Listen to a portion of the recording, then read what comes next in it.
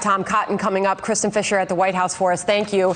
He is the member of the Intelligence, Banking, and Armed Services Committee. Senator Cotton, good morning to you, and thanks for being here. So first off, you've had a chance to dig through the details of this plan, but let's listen to the former vice president himself make his pitch to Buy American. Listen.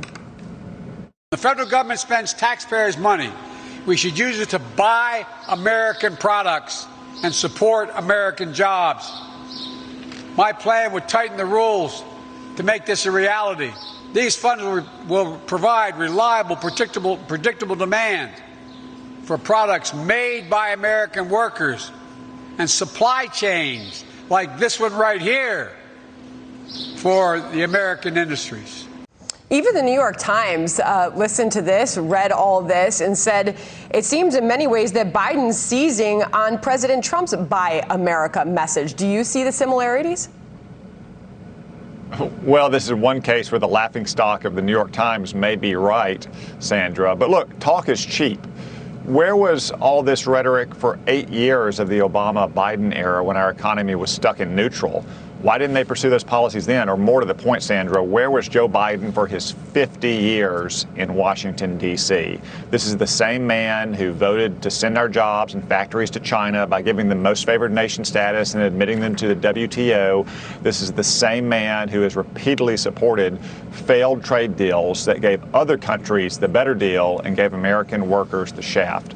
And he doesn't say anything about the radical Bernie Sanders, Joe Biden proposals they put out earlier this week, like giving health care for free to illegal aliens, or what he said in the primary, like banning fracking, which would cost thousands of jobs in places like Pennsylvania and Colorado. So talk is cheap, Sandra. We should look at Joe Biden's record, and that record is terrible for our economy and for America's workers. All right, well, the Wall Street Journal asked him and his campaign, how do you plan to offset the costs of all of this? You dig into the details of the plan. You can put them up on the screen.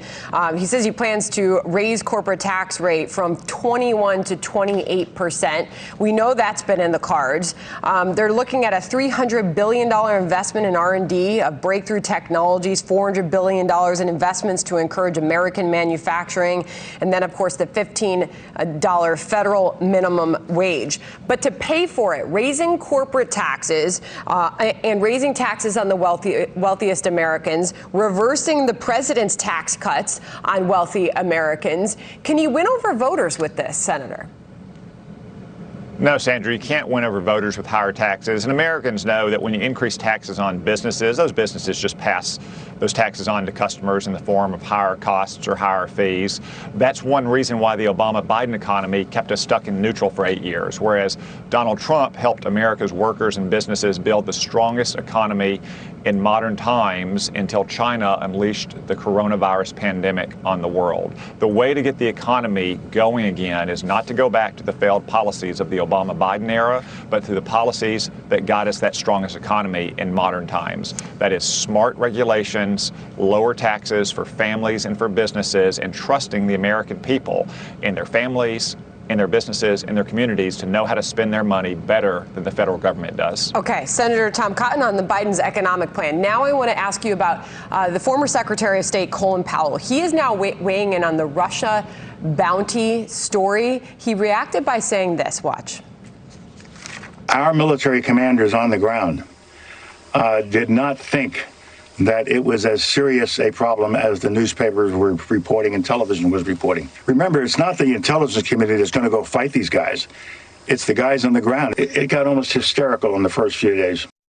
So let us know where you stand on this, because Senator Cotton, we've been talking to you throughout that story as it was breaking, as it developed, and now we're at this place where you have Colin Powell saying that, and Mark Esper is asked about it, the defense secretary. He said he never received a briefing about Russia with the word bounty involved, and in fact, he's now telling Congress that he's launched an investigation into these leaks across the Pentagon in response to what he said were bad disclosures. So where are we in all of this, Senator? Well, as General Powell said, there was a hysterical overreaction by the media and the Democratic Party in Washington. Our senior commander on the ground in the Middle East says that he doesn't think these reports were corroborated, and he's not aware of any deaths that are attributable to these reports.